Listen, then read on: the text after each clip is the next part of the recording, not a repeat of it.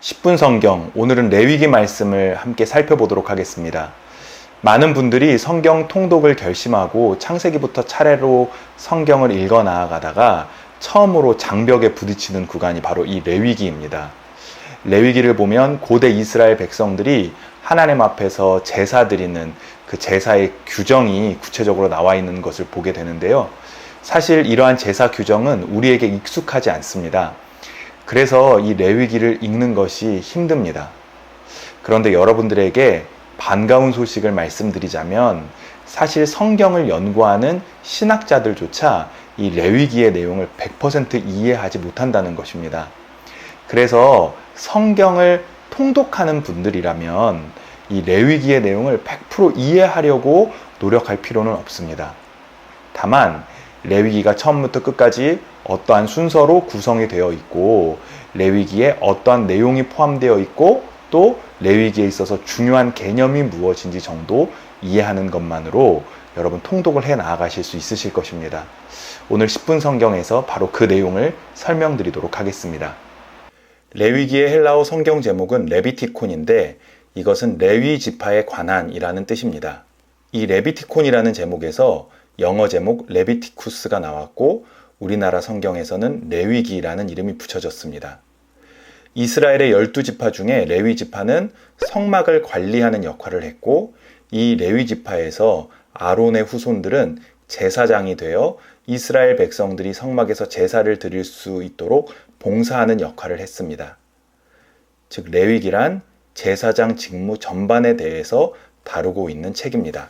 지난주에 살펴본 출애굽기에는 하나님께서 이스라엘 백성들을 애굽에서 탈출시키시고 이스라엘 백성들과 언약을 맺는 장면이 기록되어 있습니다. 하나님께서는 이스라엘 백성들에게 율법을 주시고 또 성막을 지으라고 말씀하십니다. 출애굽기는 이 성막이 완공되는 것으로 끝이 납니다. 레위기는 이 완성된 성막에서 이스라엘 백성들이 하나님께 어떻게 제사를 드리며 언약적 관계를 맺어 나가야 하는지를 알려주고 있는 책입니다. 레위기에는 다양한 제사가 등장합니다. 레위기를 읽어 나아가시려면 이 제사의 명칭을 이해하는 것이 중요합니다. 그럼 제사의 명칭을 하나씩 살펴보도록 하겠습니다. 제사에는 5가지 종류가 있고 또 4가지 방법이 있습니다. 즉 종류에 따라서 5가지로 구분할 수 있고 방법에 따라서 4가지로 구분할 수 있습니다. 먼저 종류에 따라서 5가지 제사를 살펴보자면 번제, 소제, 화목제, 속죄제, 속건제입니다. 번제는 영어로 burnt offering인데 영어 burn트는 태우다라는 뜻입니다. 한자로 번역될 때는 살을 번 자를 씁니다. 재미있게도 영어와 한자 모두 태우다, 불사르다 라는 의미인데 발음이 번으로 똑같습니다. 이름에서도 알 수 있듯이 번제는 불로 완전히 태우는 제사를 의미합니다. 번제는 동물의 피를 제단에 뿌린 후 제물의 가죽을 벗긴 다음 그 제물을 제단 위에 올려놓고 완전히 불태워서 드리는 제사입니다.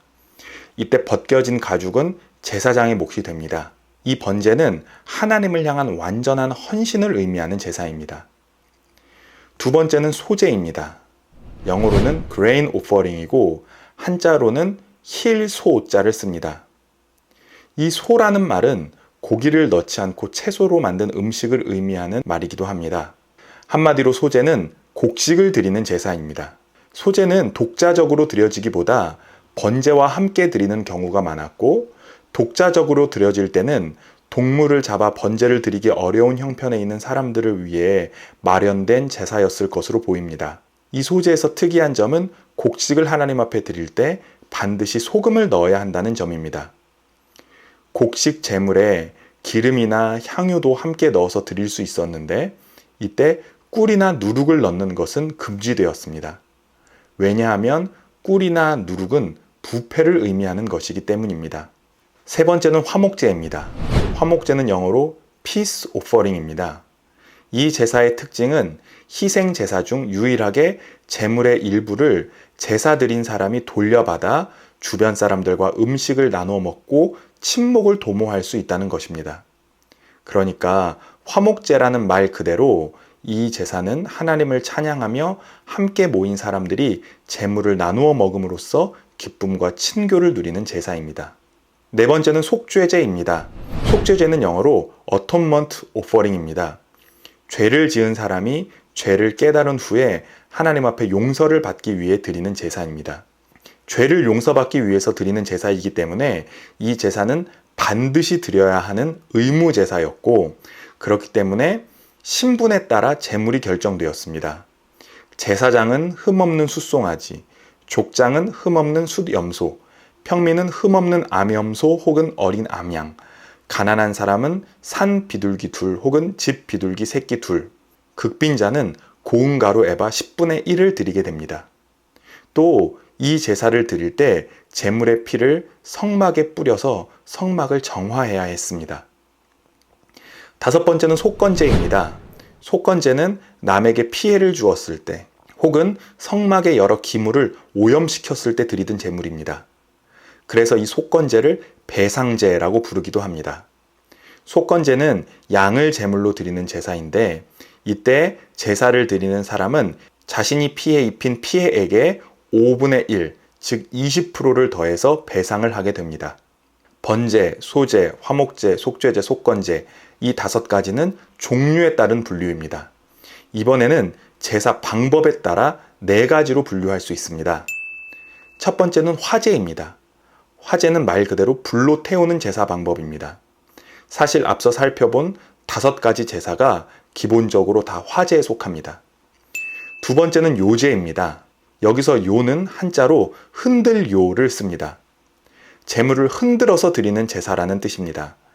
제사장이 하나님 앞에서 화목제물의 가슴을 높이 들어 흔들어 하나님께 바칩니다.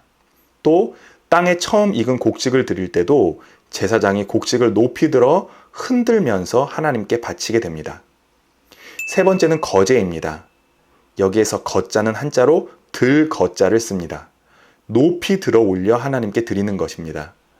이 거제도 제사장이 하나님 앞에서 곡식이나 11조를 드릴 때 높이 들어 하나님께 바치는 제사의 방법입니다. 마지막으로 전제입니다. 전제는 제물에 포도주나 기름, 피를 부어서 드리는 제사 방법입니다. 특별히 화제나 소제를 드릴 때 제물에 포도주나 기름을 부어 하나님 앞에 제사를 드리는 방식입니다. 제사는 의무적으로 드려야 하는 의무제와 또 백성들이 자발적으로 드리는 자원제가 있는데, 속죄제, 속건제는 대표적인 의무제입니다. 자발적으로 드리는 자원제에는 하나님께 감사하는 마음으로 드리는 감사제, 하나님께 서원한 것을 드리는 서원제, 그리고 기쁜 마음으로 하나님 앞에 드리는 낙헌제가 있습니다. 제사는 이처럼 다양한 종류가 있지만 이름을 잘 생각해 보면 그 제사가 어떠한 제사인지 이해하실 수 있으실 것입니다. 레위기와 같이 까다로운 책을 읽을 때 중요한 것은 이 책이 어떤 순서로 기록되어 있는지를 기억하면서 읽는 것입니다. 그래야 이 책을 읽을 때 미로를 헤매는 느낌이 들지 않습니다. 사실 이 레위기라는 책 자체가 매우 정교한 책입니다. 레위기에서 가장 중요한 장은 16장입니다. 16장에는 이스라엘 백성들에게 가장 중요한 날인 대속죄일에 대해서 나옵니다. 대속죄일은 1년에 단 한 번 이스라엘 백성들의 죄가 완전히 처리되는 날입니다. 바로 이 날 대제사장은 지성소에 들어가 하나님께 제사를 드립니다. 성막의 지성소에는 이렇게 1년에 딱 한 번 대제사장만이 바로 이 대속죄일에 들어갈 수 있었습니다. 또 대제사장은 숫염소 한 마리에 안수하여 이스라엘의 모든 죄와 부정을 숫염소에게 전가시킵니다. 그 후에 사람들은 이 숫염소를 광야로 몰고 가 절벽 아래 밀어 죽입니다. 이 숫염소를 아사셀의 염소라고 부릅니다. 레위기는 이 16장을 중심으로 정교하게 수놓인 테페스트리 같습니다. 16장을 중심으로 일상에서 우리가 어떻게 거룩함을 유지해야 하는가에 대한 규정이 앞뒤로 나오고 있습니다.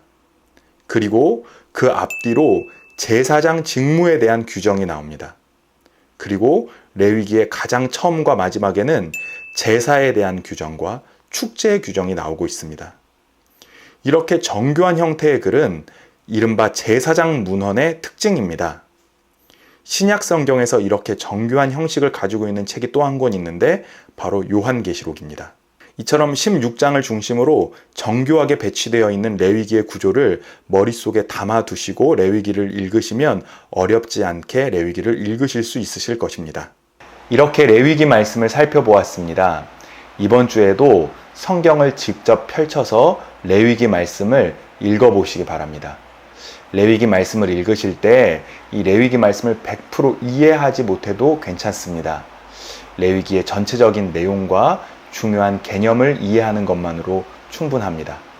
그렇게 전체적인 내용과 중요한 개념을 이해함으로써 우리는 신약 성경에서 예수 그리스도의 십자가의 사건을 더욱더 깊이 있게 이해할 수 있게 되는 것입니다. 다음 주에는 민수기에 대해서 함께 살펴보도록 하겠습니다. 지금까지 시청해 주셔서 감사합니다.